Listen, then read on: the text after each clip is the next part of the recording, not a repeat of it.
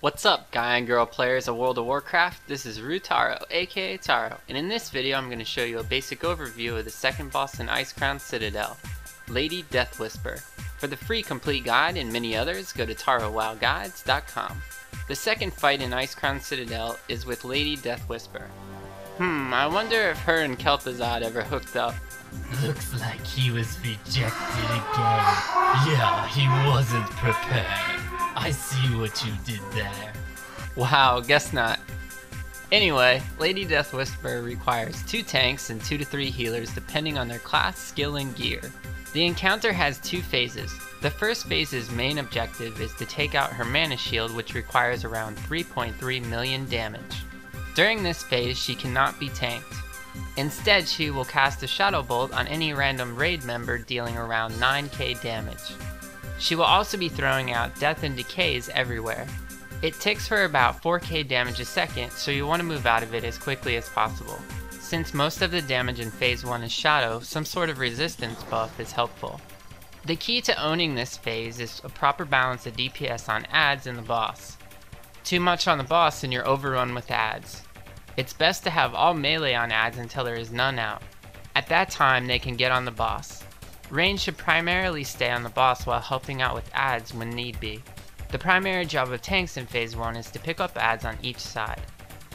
The adds spawn starting on the west or left side about 5 seconds after the fight has been initiated, and 60 seconds after that, spawning from the opposite side, switching back and forth throughout phase 1 every 60 seconds. The west side spawns 2 fanatics and 1 adherent. The east side set of mobs are 2 adherents and 1 fanatic. The fanatics are best left to range DPS if you can spare it, since they have a nasty shadow cleave. Both mobs have the ability to cast Dark Martyrdom once they're near death. If you're too slow at bursting the remaining health before they can get the cast off, they will explode, dealing 12k damage to anyone within 15 yards. Running away isn't a bad idea. During this add phase, Lady Deathwhisper will also reanimate a dead mob. These reanimants have near immunity to physical damage if they're fanatics, and magical if they're adherents. Killing the reanimants is high priority, so casters should kill the reanimated fanatics and melee should kill the reanimated adherents. When these are up, anyone on the boss should be switching to them. Finally, she can cast Dark Empowerment, which causes the adherent caster mobs to deal AoE damage and makes them uninterruptible until you burst down their shield. She also casts Dark Transformation, which causes the fanatic to turn into a deformed fanatic. Melee should never attack these, and anyone targeted should just kite the mob, even tanks. They're super slow, so kiting is quite easy. Range should switch to them immediately and burst them down. Once Lady Deathwhisper's mana shield is about to break, you'll want to switch all DPS to adds and burst them down as fast as possible. It's ideal to hold DPS on the boss for the optimal timing between add sets. Burst the last of her shield and have a tank ready to pick up for phase 2. This phase is much easier than phase 1, and if your raid can make it here, it's almost for sure you're going to down her. She has around 3.3 million HP. In this phase, she'll continue to use Death and Decay, but will no longer cast Shadow Bolt. Instead, she'll cast Frostbolt and Frostbolt Volley. The Frostbolt is unresistible and cast on her aggro target, dealing 37k damage. So it must be interrupted. Make sure to have someone on this full time. Lady Deathwhisper also applies a debuff called Touch of Insignificance that reduces threat by 20% for 30 seconds, stacking up to 5 times. It's important to switch tanks before losing aggro. Taunting as well as having Hunter's MD and Rogue's Tricks can help with aggro issues. The last piece of phase 2 is Vengeful Spirit spawns that will randomly chase a target.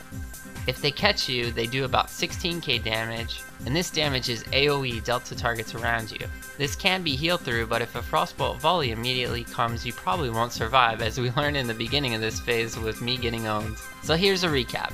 Phase 1, balance DPS on boss and adds. Immediately kill reanimate, empowered, and deformed mobs. Melee avoid fanatics cleave and deformed mobs. Don't stay in death and decay. Phase 2, watch tanks debuff, interrupt frostbolts. Don't stay in death and decay, run away from vengeful spirits, and don't die like me. Well, at least the damage meters look like I never died. And most importantly, have fun. So there you have it, a simple walkthrough of the Lady Deathwhisper encounter and Kel'Thuzad's rejection. There's a lot more to this fight than Lord Morrigar, and is a nice challenge for the second boss of Icecrown Citadel. Well, I hope this video was helpful to all the WoW players out there, and for more free guides, check out my completely free website at tarouwowguides.com. Also, be sure to check out my new store that has deals on everything you're looking for this holiday season and beyond. Lastly, don't forget to subscribe. Just click the subscribe button to the right of the video, as I'll be coming out with more videos and detailed guides to help all players have more fun in the World of Warcraft. Thanks for watching. Now go RP or something. Whoa, who writes this Ha ha ha. Foolish warlock, you are no match for me. I claim this gold mine for the Alliance. Jesus Christ!